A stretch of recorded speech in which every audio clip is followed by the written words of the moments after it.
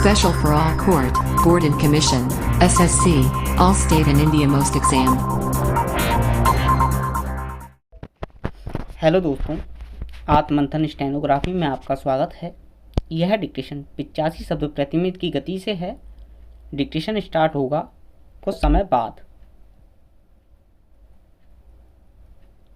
ताकि एक आम व्यक्ति धर्म और इंसानियत को एक साथ जोड़कर देख सके और धार्मिक कृत्यों एवं प्रचार करते समय मानवता का ध्यान रख सके और धर्मों के दुरुपयोग पर अंकुश लगाया जा सके।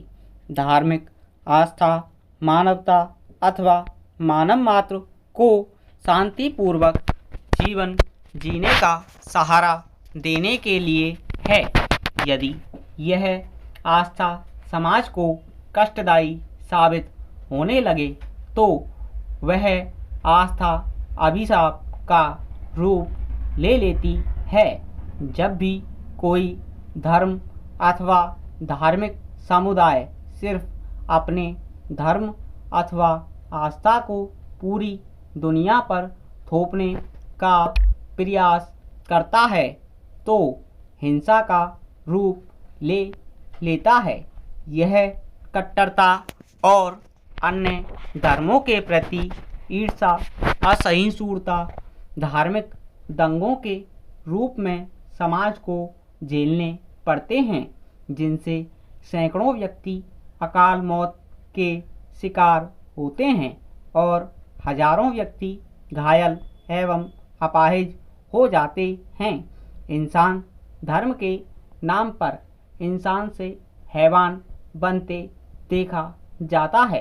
वह जानवर का रूप ले लेता है।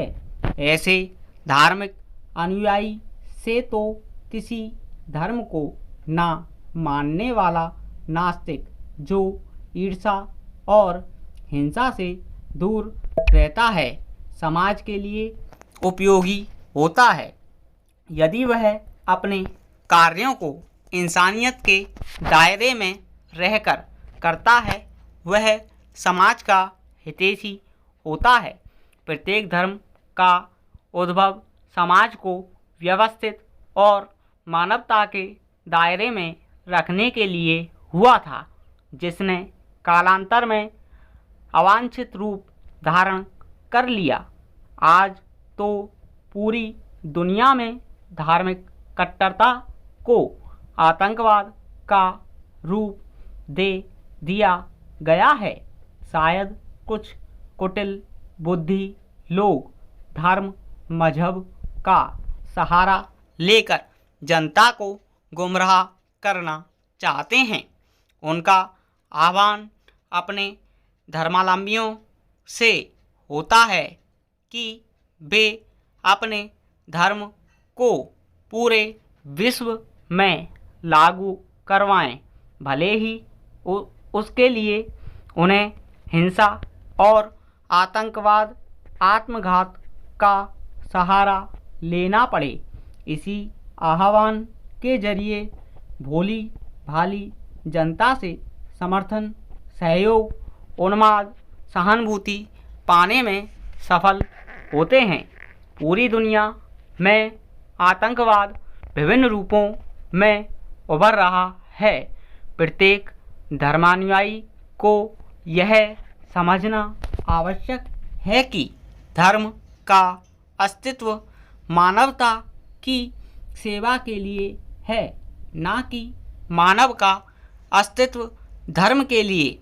धर्म एक आस्था है, विश्वास है।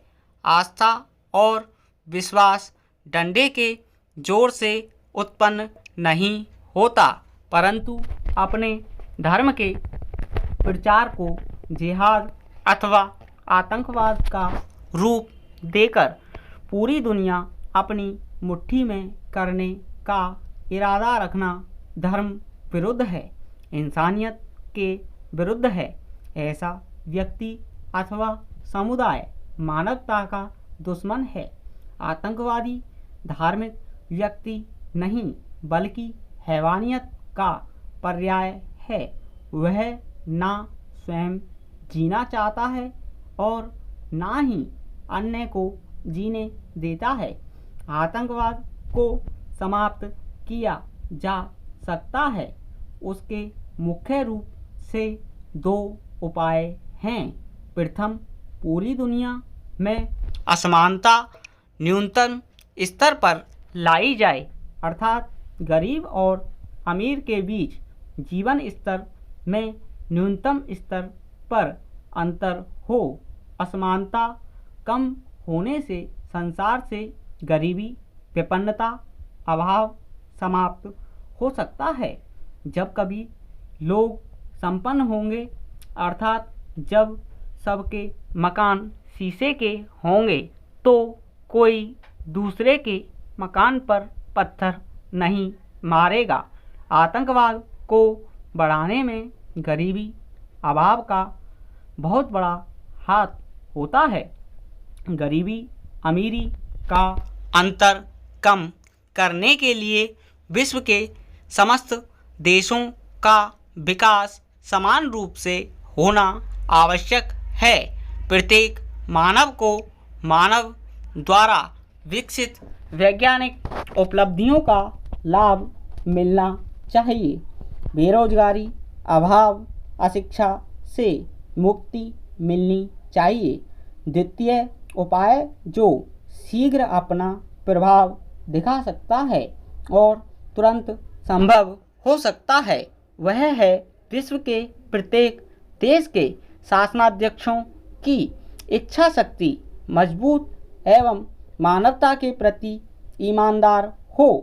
विश्व के प्रत्येक धर्म के धर्माधिकारी सार्वजनिक रूप से आतंकवाद की भर्त्सना करें और प्रत्येक आतंकवादी संगठन को धर्म से बेदखल करने का संकल्प लें। उनको समर्थन देने वाले व्यक्तियों, संस्थाओं को चिन्हित कर उनका बहिष्कार करें। प्रत्येक देश की अपनी सुरक्षा व्यवस्था मजबूत हो, सुरक्षा तंत्र सक्षम हो जाए।